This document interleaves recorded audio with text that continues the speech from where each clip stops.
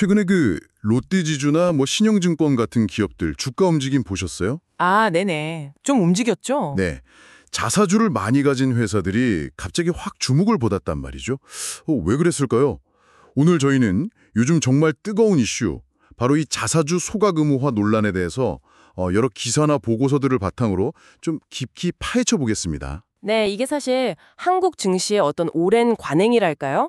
그리고 기업 운영 방식에도 좀 큰 변화를 가져올 수 있는 그런 문제라서요. 그러니까 기업이 사들인 자기 주식, 이 자사주를 일정 기간 안에 아예 없애도록 법을 바꾸자는 건데요. 네. 없애는 거, 소각. 그렇죠. 도대체 왜 이런 이야기가 나오고 있는지, 또 뭐가 쟁점인지, 그리고 이게 뭐 여러분의 투자나 이런 관심사에 어떤 영향을 줄지 같이 한번 살펴보면 좋겠습니다. 좋습니다. 그럼 먼저 이게 왜 이런 법안까지 나오게 됐나 그 배경부터 좀 짚어보죠. 네네. 더불어민주당 김남근 의원이 대표 발의한 3법 개정안, 이게 이제 핵심인데요. 기업이 자사주를 사면 뭐 특별한 이유가 없는 한 1년 안에 소각해라, 없애라, 딱 이 내용이죠. 네, 맞습니다. 이게 뭐 정부의 기업 밸류업 프로그램 기조하고도 좀 맞물리고요. 또 소액 주주 보호를 강화해야 한다, 이런 흐름하고도 연결이 되는 거죠. 그렇군요. 그 배경에는 사실 기업들이 자사주를 원래 취지하고는 좀 다르게 써왔다, 이런 비판이 계속 있었어요. 아, 어떻게 다르게 썼다는 거죠? 그러니까 이제 주로 경영권 방어 수단 아니면 대주주 지배력을 강화하는 데 썼다는 거죠. 네. 그 천준범 변호사 지적처럼 살 때는 주주 가치 높이겠습니다, 이렇게 공시를 해요. 네, 그렇죠. 근데 막상 이제 없애자, 소각하자 이러면 저희는 경영권 방어해야 해서 안 됩니다, 이렇게 말을 바꾸는 행태, 이게 문제라는 거죠. 아, 약간 말이 안 맞는 상황이네요. 그렇죠. 특히 그 회사를 나눌 때 인적 분할이라고 하죠. 네, 인적 분할. 그때 자사주에다가 그냥 공짜로 추가 비용 없이 새 주식을 딱 배정해 주는 거예요. 아, 공짜로요? 네. 그걸로 이제 대주주 지배력을 아주 쉽게 높이는 거죠. 이걸 뭐 이른바 자사주 마법이라고 부르기도 하고요. 자사주 마법. 그게 결국 다른 주주들한테는 좀 불리할 수 있겠네요? 당연하죠. 그리고 KTNG 같은 경우도 뭐 공익재단의 자사주를 출연해서 경영진의 영향력을 키웠다, 이런 논란도 있었고요. 그렇군요. 그 서울대 김우진 교수님은 또 다른 지적을 하셨죠. 자사주를 사면 바로 현금이 나가고 그 자체로 두주환원 효과가 발생하는 거니까 네, 맞아요. 시가총액이나 그 EPS, 주당 순이익 계상할 때 자사주는 빼는 게 맞다. 이게 글로벌 스탠더드다. 이렇게요. 그렇죠. 그게 맞는 거죠. 실제로 그래서 우리나라 상장사들 시가총액이 평균 한 6% 정도 부풀려져 있다, 뭐 이런 연구 결과도 있었어요. 6%나요?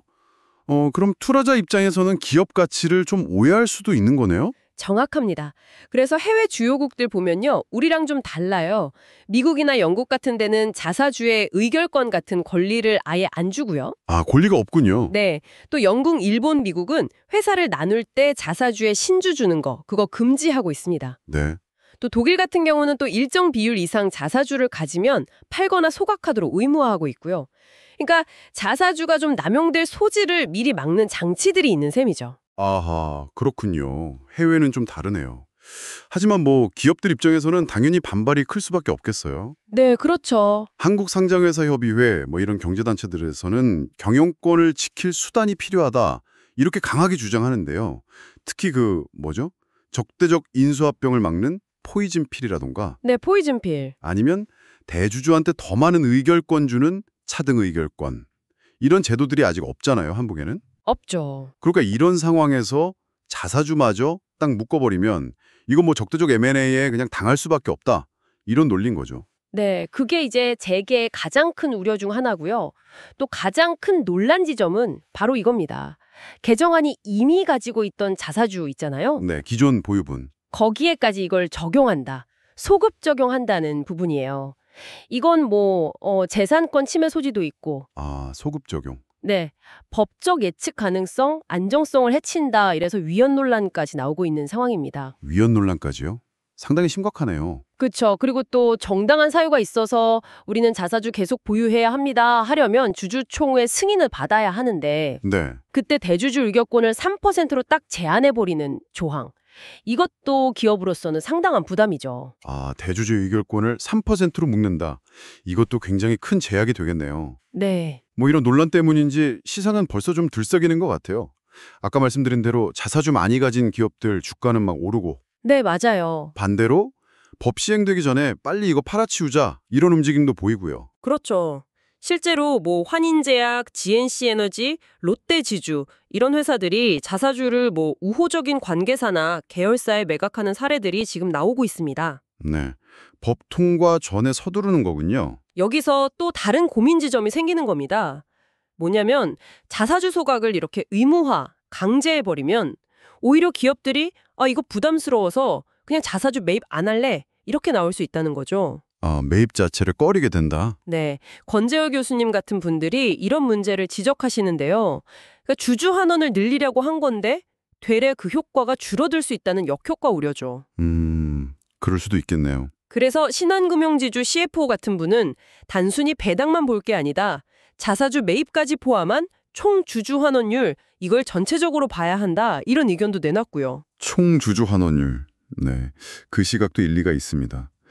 그렇다면 이게 꼭 의무적으로 소갑, 태워 없애는 것만이 능사일까 하는 의문이 드네요. 다른 방법은 없을까요? 네, 그런 논의도 당연히 있습니다. 예를 들면 자사주를 처분할 때요. 마치 새 주식을 발행하는 것처럼 좀 절차를 까다롭게 하는 거예요. 뭐 경영상 왜 필요한지 명확히 밝히고 주주들한테 미리 알리고 뭐 이런 식으로요. 네, 맞아요. 정준혁 교수나 김영균 본부장 같은 분들이 그런 대안을 제시했죠. 신주 발행이랑 동일한 절차를 적용하자. 네. 아니면 뭐 보유 목적을 좀 더 투명하게 공시하게 하는 방법도 있을 테고요. 그렇죠. 핵심은 결국 균형인 것 같습니다. 무조건 소각을 강요하기보다는 자사주를 취득하고 처분하는 그 과정 자체의 투명성, 그리고 공정성을 높이는 방향으로 그렇게 제도를 좀 다듬어야 한다는 목소리가 높아요. 자사주가 원래 목적인 주주가치 제고에 충실하면서도 또 기업 운영의 어떤 유연성을 너무 해치지 않는 그 접점을 찾는 게 중요하겠죠. 네, 균형 참 어려운 문제지만 중요한 포인트 같습니다. 오늘은 자사주 소각 의무화를 둘러싼 여러 찬반 양론과 쟁점들을 좀 깊이 있게 살펴봤습니다. 이게 주주를 보호하려는 좋은 취지도 있고 또 기업 경영의 현실적인 어려움도 있고 거기에 법적인 안정성 문제까지 얽혀서 아슬아슬한 줄다리기가 벌어지고 있는 그런 형국이네요. 네, 특히 한국 증시에 투자하시거나 관심을 가지고 계신 여러분께는 이 문제가 그냥 남의 일이 아닙니다. 앞으로 기업 가치를 어떻게 평가해야 할지, 또 투자 전략을 어떻게 세워야 할지 여기에 직접적인 영향을 줄 수 있는 아주 중요한 변화의 시작일 수 있거든요. 그렇죠. 기업 지배구조 개선이라는 큰 흐름 속에서 이 논의가 과연 어디로 흘러갈지 계속해서 좀 주목하셔야 할 것 같습니다. 네, 맞습니다.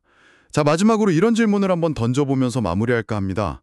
만약에 말이죠, 이 자사주 의무 소각이 완벽한 정답이 아니라면 한국이라는 좀 특수한 상황 속에서 주주 보호와 기업 현실 사이의 균형을 가장 잘 잡을 수 있는 그 최적의 자사주 제도 개선 방안, 그건 과연 무엇일까요? 여러분도 한 번쯤 생각해 보시면 어떨까 싶습니다.